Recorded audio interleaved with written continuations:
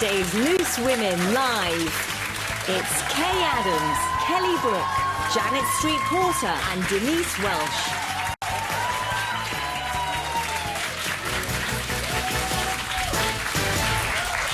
Hello and welcome to your midweek Loose Women. I did a terrible wave there. It's this dress. It's doing something to me. You're very posh, I'm very posh, aren't I? Yeah. Coming up, Jeremy Clarkson's mum apparently gave him a very special teddy bear when he was young. So are you the sentimental type, or do some things happen to find their way into the bin? I'm looking at you here, Kelly. She is bin. As billionaire Jeff Bezos' multi-million-pound wedding is gearing up, we will be sharing secrets from some of the most lavish weddings that we have ever attended. I won't be in that one, I have to say. I'm not going to name names yet, but one is known for being a material girl and the other's a bit of a rocket man. You get it? And her parents were told she'd never walk, talk or live independently, but she proved the doctors wrong. Model Ellie Goldstein, along with her mum Yvonne, will be sharing her inspirational story of how she not only defied the odds, but became a history-making fashion model. But we're starting today with the news that Britain is to buy 12 new fighter jets capable of carrying nuclear bombs. This comes after the government warned that the nation must actively prepare for a wartime scenario at home for the first time in many years, with Sir Keir Starmer saying the country can no longer take peace for granted. So having jets with nuclear capability on UK soil, will that make you feel safer, Janet?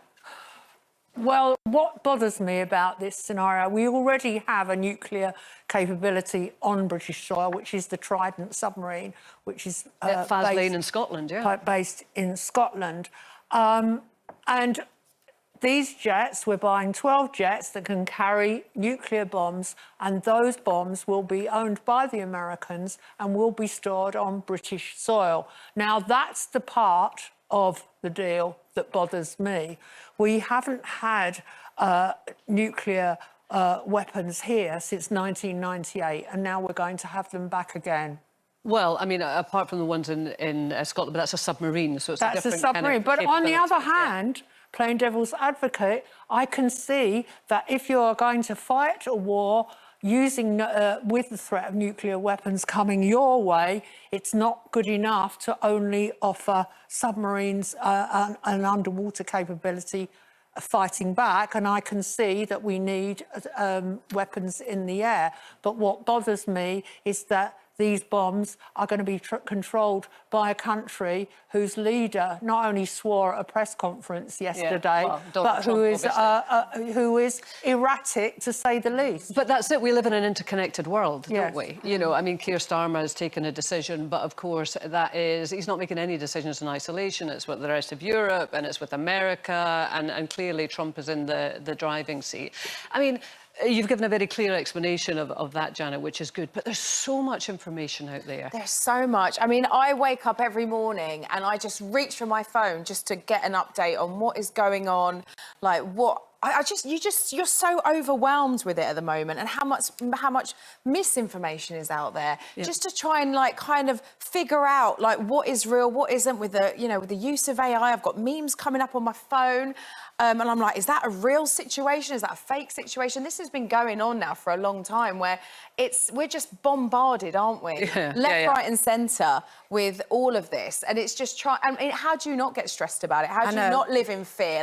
Is that the idea, that we're all just going to be scared now? We live in this fear-driven society. Does that how you feel? Well, because that's how they control. That's I how do. We are easier controlled by fear. We all learnt that during the COVID days. And I remember that in the COVID days, Nadia and I used to call it the scroll of terror, that you woke up and it was terrifying. And of course, we realised that a lot of that was totally unnecessary. I'm not going into that. But it's about clickbait. And the thing is, as someone who suffers from anxiety, and I know that I share that disorder with many, many people, I've got to try and, I do a job where we talk about, that it's a topical show, so you have to be informed, and that's a responsibility as a human being to be informed. But I have to be very aware of how much I'm going down the rabbit hole, because there is nothing I personally can do about it. Doesn't mean I don't have views on it.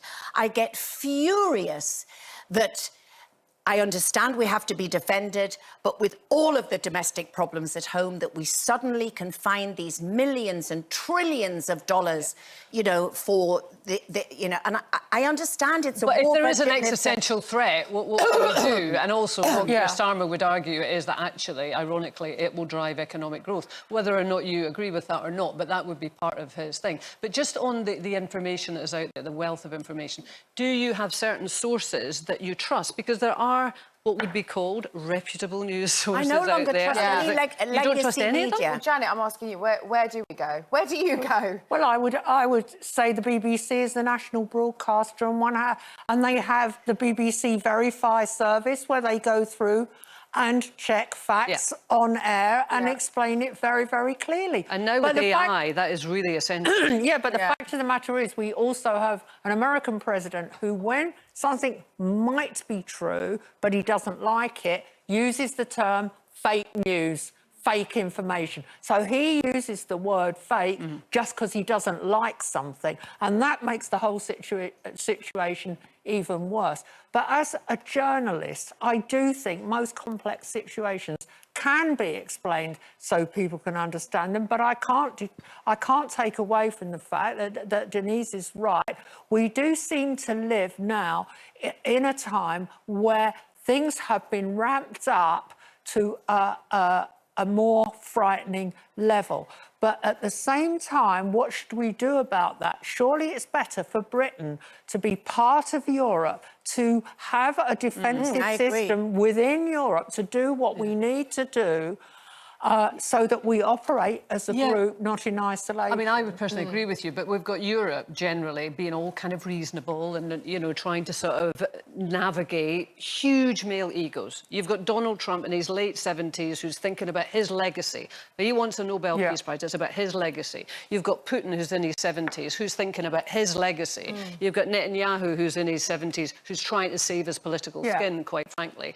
And, you know, these three at the moment seem to be determining. But it's not a purely of all of us. And they're not going to be even alive for us to all kind of deal with the aftermath of all of this, let's be honest. But it's not just men that want to go to war.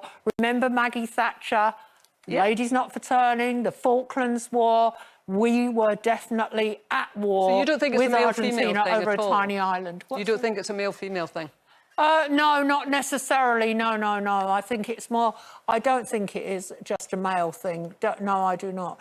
But I do think, though, that there is strength in Europe operating together. And also, rather than say, is Keir Starmer a weak leader, let's just accept the fact that he's actually was a public prosecutor. He's a very skilled negotiator. He is someone who's gone to America and extracted a trade deal out of President Trump when other countries have failed.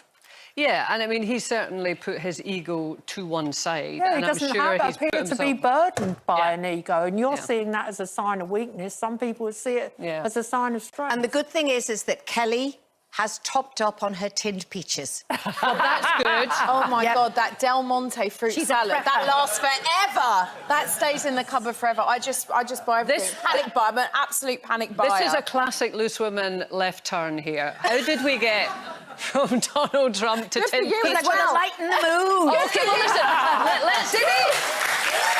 You're right. She's going camping this weekend, so she needs some tinned peaches. Absolutely right. Let's lighten the mood. Toilet rolls, that's for sure. What is this for? Glastonbury. For Glasgow, Yeah. yes. So, for those who don't know, my son is the lead singer of 1975, and they are headlining Glastonbury on Friday. Obviously, I'm an incredibly proud mum, because you've got to remember the band have been together for 23 years. They started in our garage at 12 and 13-year-old boys. So some of the songs that they'll be playing, they were, Matty was writing at 15 and 16. I still don't know the lyrics, but anyway. And so I'm hugely excited, but I'm not a festival person. I have never, over the years, seen all those hordes going into Glastonbury and think, oh, I mean, please. There you are, Denise. It's so stressful. And although I am going, because obviously I've insisted, I am going as VIP as I can. Janet, who's been VIP before, said, A, you can't VIP pee anywhere, even if you're in VIP.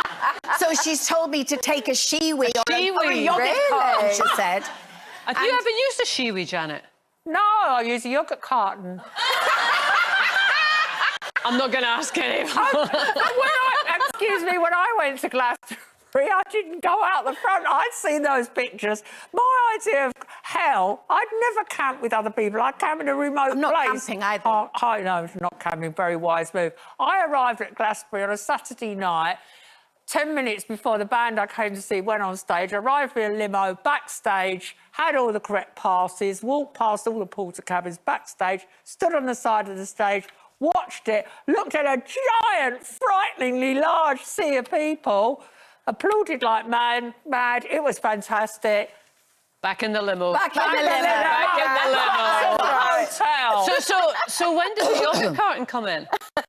No, I've used yogurt carton camping. Have you? Yes, because... You must have great aim. Yeah. If we're going to go into details, I'm obviously using the larger Greek yogurt size. Not the single pot, not the economy single pot. No, fromage frais. It's a top camping tip is... I can do it in a pouch. Oh, Yeah. Right, well, when you're camping, can you really be bothered to come out through the tent flap, put on your boots, lace them up, walk across a muddy field where there's a hole in the ground and you're supposed to... No way. No. Jose. Oh. And it's 2 hours from one side, Matty said, if you did want to walk across. Well, but listen, anyway, I'm excited and I'm not camping. And Matthew, you heard limos. All right, well, listen, I know it'll be amazing. We'll hear all about it. And can I Yeah. apologise to the audience for that mental image that we've left you with of Janet. Still to come, how sentimental are you? Find out which one of us has held on to the ugliest thing she owns. That's her words, not mine. And who likes a trip to the skip. And our fabulous guest. She has broken barriers in the modelling world and now she's about to make her acting debut. Trailblazing model Ellie Goldstein and her mum Yvonne will be telling us why they don't let her learning disability define her. That's next.